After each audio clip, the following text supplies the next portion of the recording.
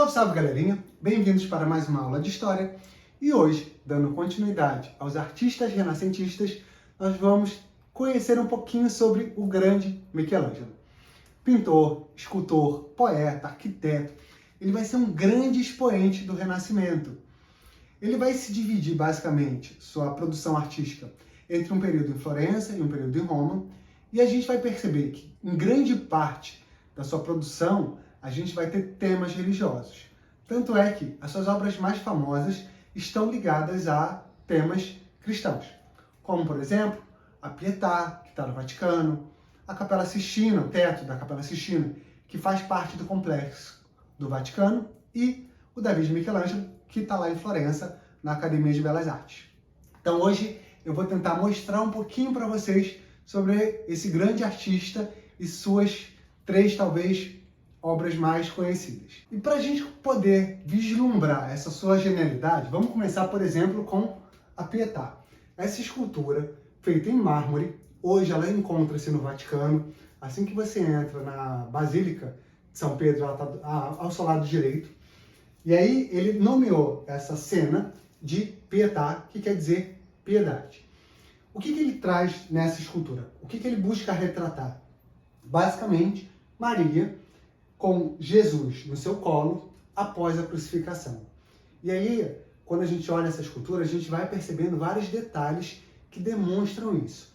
Primeiro, quando você olha para o corpo de Jesus, você percebe o braço direito jogado, você percebe a fisionomia dele como se fosse alguém já sem vida. Então, ele constrói em mármore essa cena, como se tivesse vida. E aí, se você olhar para Maria, ela tem um olhar muito puro, muito virginal. Afinal, ela sempre foi representada dessa forma. Então, quando ele faz essa escultura, primeiro, ele trabalha muito também com a ideia da matemática. Ele cria um perfil piramidal. Então, você vê Maria, Jesus, criando essa forma de pirâmide. E, além disso, ele vai trazendo vários detalhes muito impressionantes para essa obra. Como, por exemplo, o drapeado das roupas, como eu já falei, o braço distendido. E isso ele conseguiu fazer em mármore. E, obviamente, que essa obra ela tem várias outras coisas que são muito importantes. Além da ideia que ele cria também com essa escultura de perspectiva, né? Você tem a Maria no fundo, Jesus na frente. Repara o estudo da anatomia que ele fez.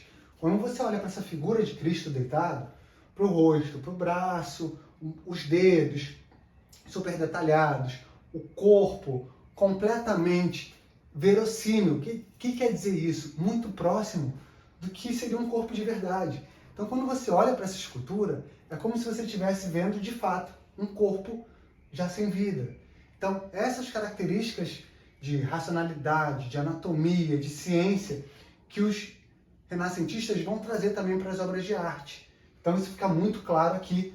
Tanto é que Rafael depois vai se inspirar na Pietà para fazer outras obras, por causa dessa questão da anatomia.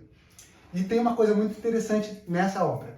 Michelangelo não costumava assinar todas as suas obras, mas essa, se você reparar no peito de Maria, você consegue ver o nome dele. Por quê? Muitas pessoas começavam a questionar se ele tinha feito mesmo essa obra-prima ou não. E aí ele decidiu assinar para confirmar a sua autoria. Então, essa obra ela é super acessível. O Vaticano, a capela, né, quando você entra na Basílica, você não precisa pagar, ela é de graça. Então, se algum dia alguém estiver em Roma, pode ir lá visitar, que vale a viagem, com certeza.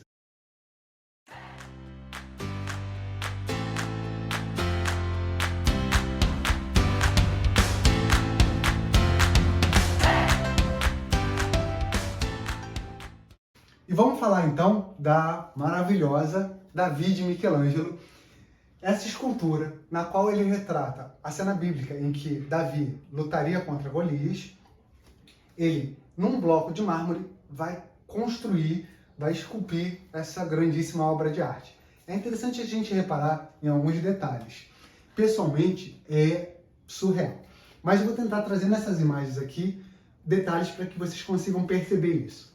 Primeira coisa importante, ele vai trazer, obviamente, uma questão estética lá da Grécia e da Roma Antiga. Então, a escultura, você vê que o corpo é extremamente musculoso, né, e a beleza do rosto é muito clássica. E aí, quando a gente vai dar um foco no rosto, primeira coisa que é muito interessante a gente perceber, a cabeça está levemente virada para a esquerda, como se ele estivesse olhando o inimigo.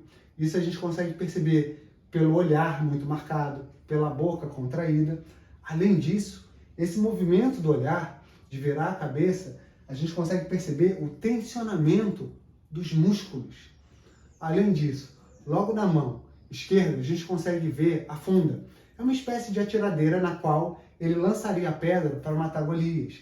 E aí é muito interessante você reparar os dedos fechados, segurando, né? E aí você vê o formato e é bizarro. Quando você dá uma olhada para a mão direita, na qual ele está segurando as pedras, por exemplo, você consegue ele esculpir a unha do polegar. Na mão bem flexionada, a gente consegue ver os nós dos dedos. E se você olhar assim, é como se você estivesse vendo as veias. Isso é muito surreal. Ele conseguiu transpor isso para um bloco de mármore. Então, essa obra, ela é simplesmente uma das coisas mais maravilhosas do Renascimento. E por último, mas não menos importante, nós vamos falar sobre a Capela Sistina. Ele ficou encomendado de pintar todo o teto dessa capela, produzindo mais de 300 imagens. Então, essa capela, que hoje é onde os papas são escolhidos, ela também é aberta à visitação. Só que a gente não pode tirar foto quando a gente está lá dentro. Nessas figuras, ele vai retratar desde a criação do homem, a vida no paraíso, até o juízo final. Então ele vai trazer várias cenas bíblicas para dentro da igreja. E é muito importante a gente lembrar que, naquela época, muitas pessoas não entendiam os ritos religiosos porque eles eram em latim. Então, o uso dessas imagens nas igrejas, ela era muito importante como uma forma de educar. É como se fosse uma história em quadrinhos. As pessoas muitas vezes iam para a igreja, não entendiam o que estava sendo dito, mas conseguiam ver as imagens e entender aquelas passagens bíblicas. Então, a Capela Sistina é um marco do Renascimento e tem uma outra questão.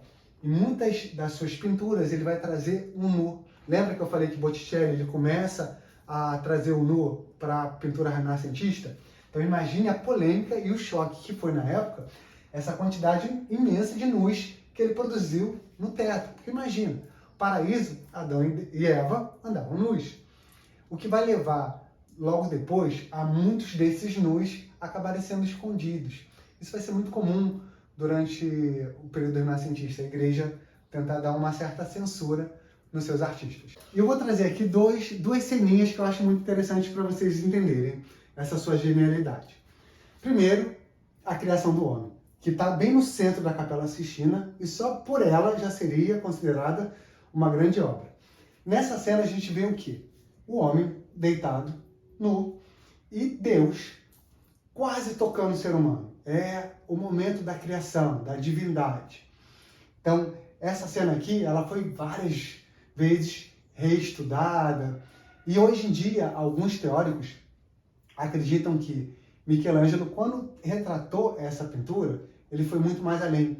Ele colocou questões anatômicas nessa pintura.